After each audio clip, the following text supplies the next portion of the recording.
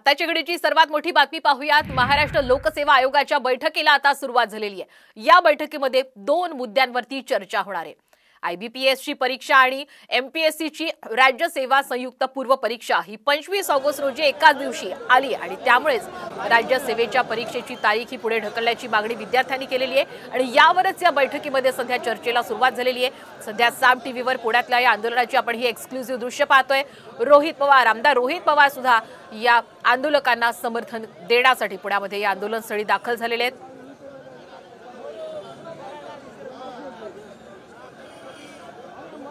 तर एकीकडे आपण पाहतोय आंदोलनस्थळी आमदार रोहित पवार आहेत, तर दुसरीकडे MPSC ची बैठकही सुरू झालेली आणि 2 महत्त्वाच्या मुद्द्यांवर या बैठकीमध्ये चर्चा होतीये। 25 ऑगस्टला 2 महत्त्वाच्या परीक्षा एकत्र आलेल्या आहेत। याशिवाय कृषी विभागाच्या परीक्षेसंदर्भात सुद्धा या बैठकीत चर्चा सुरू झालेली आणि अगदी थोड्याच वेळात या बैठकीनंतर काय निर्णय होतोय हे पाहायचंय।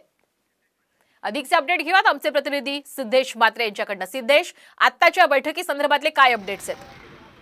एकूणच काही वेळापूर्वीच बैठकीला सुरुवात झालेली आहे। राज्यातील हजारो विद्यार्थ्यांचं लक्ष या MPSCच्या बैठकीकडे लागलेलं आहे। या बैठकीत 2 मुद्द्यांवर एकूण महत्त्वाची चर्चा होणार आहे, ती म्हणजे IBPS ची परीक्षा आणि MPPS ची राज्य सेवा संयुक्त पूर्व परीक्षा ही 25 ऑगस्ट रोजी एकाच दिवशी आल्याने विद्यार्थ्यांचा गोंधळ उडालेला आहे आणि त्याचमुळे विद्यार्थ्यांनी मागणी केली की राज्य सेवेची परीक्षा जी आहे ती पुढे ढकलण्यात यावी। त्याचबरोबर कृषी विभागाच्या ज्या 258 जागा आहेत ती जी 258 पदं आहेत ती राज्य सेवेमध्ये समाविष्ट करण्यात यावी अशी मागणी विद्यार्थ्यांनी केलेली आहे आणि त्यासाठी पुण्यामध्ये आंदोलन देखील सुरू आहे आणि या 2 महत्त्वाच्या मुद्द्यांवरती आता चर्चेला सुरुवात झालेली आहे आणि नेमकं काय निर्णय होतो याकडे राज्यभरातील विद्यार्थ्यांचं लक्ष लागलेलं आहे। थोड्याच वेळामध्ये ही बैठक आता संपेल आणि काय निर्णय होतो हे पाहणं महत्त्वाचं असेल। धन्यवाद सिद्धेश, आपण दिलेल्या या संपूर्ण अपडेटबद्दल।